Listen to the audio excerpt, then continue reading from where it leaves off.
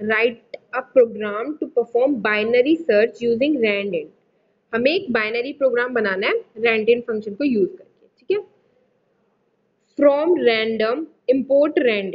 हमने random module से rand function import कर लिया, क्योंकि सिर्फ हमें रैंड फंक्शन ही यूज करना था, तो हमने सिर्फ वो पर्टिकुलर फंक्शन को इम्पोर्ट कर लिया। नाउ हमने फंक्शन को डिफाइन किया, एक फंक्शन बनाया हमने बिन सर्च नाम का। हमें बाइनरी सर्च करना है, इसलिए हमने बिन सर्च नाम का एक फंक्शन यहाँ पे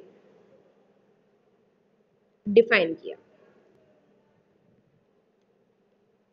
ओके, उसमें हमने दो आर्ग्यूमेंट ले लिए, फर्स्ट एंड आइटम, ठीक है। दो आर्ग्यूमेंट हमने पास करा दिए, ये दो हैं जो वो है आर्ग्यूमेंट। उसके बाद मिड में हमने क्या किया, जो लेंथ होगी लिस्ट, LST यानी लिस्ट, जो भी लेंथ होगी ना इसकी, जो भी उस लेंथ में आ जाएगी, कितनी लेंथ है, जैसे लिस्ट की 10 है लेंथ, तो उसको हमने 2 से डिवाइड कर लिया और इंटीजर वैल्यू में रख लिया। यानी अगर 11 होगी तो क्या आएगा, 5.5 आएगा, राइट। पर हमें सिर्फ मिड में क्या होगा, हमारी इंटीजर वैल्यू स्टोर होगी। जैसे ओड की भी, अगर ओड में हमारा फ्लोटिंग पॉइंट नंबर आता है तो भी यहाँ पे इंटीजर वैल्यू स्टोर होगी उसमें। उसके बाद हमने क्या किया, लो में 0 इंसर्ट करा लिया, ठीक है। और हाई में क्या किया, जो लेंथ होगी लिस्ट की उसमें से एक कम कर लिया, ठीक है। ये अभी हमने चीजें यहाँ पे इनिशियलाइज कर दी, ठीक है। उसके बाद यहाँ पे हमने वाइल फंक्शन पुट किया, जिसमें जो लिस्ट की मिड वैल्यू होगी वो आइटम के इक्वल नहीं होनी चाहिए, और जो लो वैल्यू है वो हाई से बड़ी नहीं होनी चाहिए, इक्वल हो सकती है, राइट। यानी जो भी आपकी मिडिल वैल्यू होगी वो आइटम की इक्वल नहीं होनी चाहिए, जो सर्च आइटम यूजर डालेगा उसकी इक्वल नहीं होनी चाहिए, और लो वैल्यू हाई से बड़ी नहीं होनी चाहिए, छोटी और इक्वल हो सकती है। तो ये दोनों कंडीशन ट्रू होनी चाहिए, क्योंकि हमने एंड ऑपरेटर यूज किया है। उसके बाद हमने इफ एल्स का यूज किया यहाँ पे। अगर आइटम फर्स्ट जो लिस्ट का मिड है उससे बड़ा होगा, यानी दो लिस्ट डिवाइड हो जाएंगी। अगर हमने दो डिवाइडेड बाय 2 किया तो दो लिस्ट बनेंगी। तो जो आइटम है वो लिस्ट के मिड से बड़ा हुआ, तो यानी वो सेकंड वाली लिस्ट में है, तो लो इक्वल टू मिड प्लस 1 हो जाएगा। तो जो लो की वैल्यू हो जाएगी ना, वो मिड प्लस 1, यानी जो मिडिल वैल्यू होगी उससे एक अगले वाला लो मान लेंगे हम, ठीक है। अदरवाइज जो हाई होगा वो मिड -1 मान लेंगे। ये इस तरह देखो, जैसे हमारे पास जैसे हमारे पास 3 एलिमेंट है, ओके। हमने ये सर्च किया, जो आइटम है वो मिडिल वाले में नहीं होना चाहिए, और जो लो वैल्यू है वो हाई से कम होनी चाहिए, ठीक है।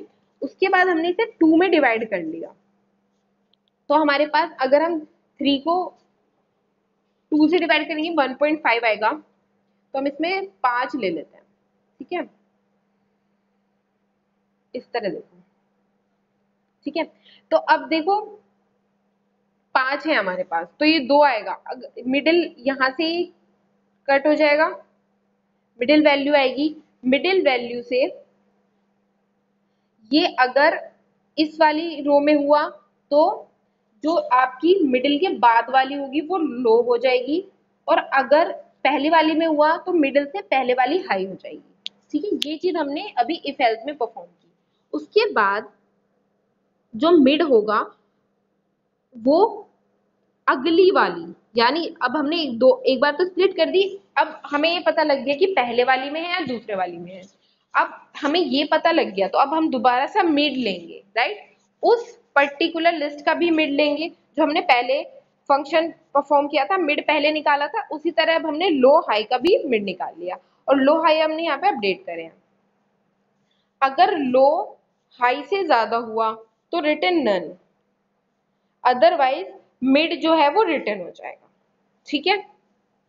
अब हमें जो हमने फंक्शंस आर्ग्यूमेंट दिए थे वो इनपुट भी तो कराने हैं। हमने एक एम्प्टी लिस्ट ले ली फॉर आई इन रेंज 10 और हमने 10 तक जो है वो फॉर लूप रन किया। उसके बाद a dot append rand int 1 2।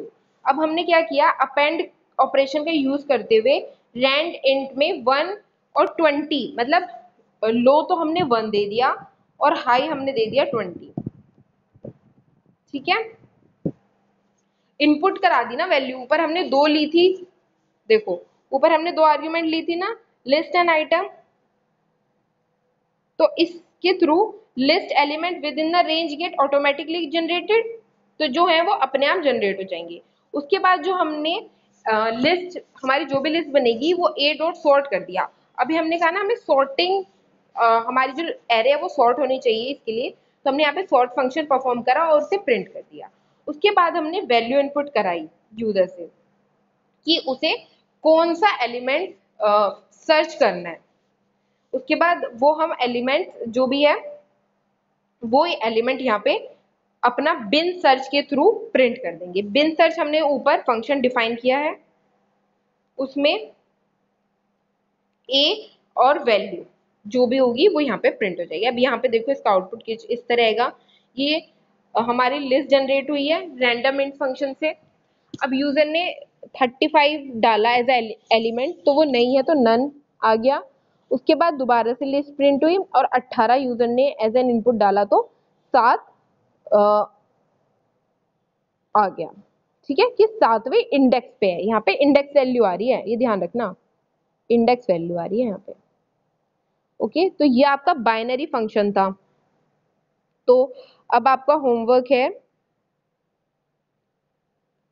Prepare notes on binary function, binary search program using randint function.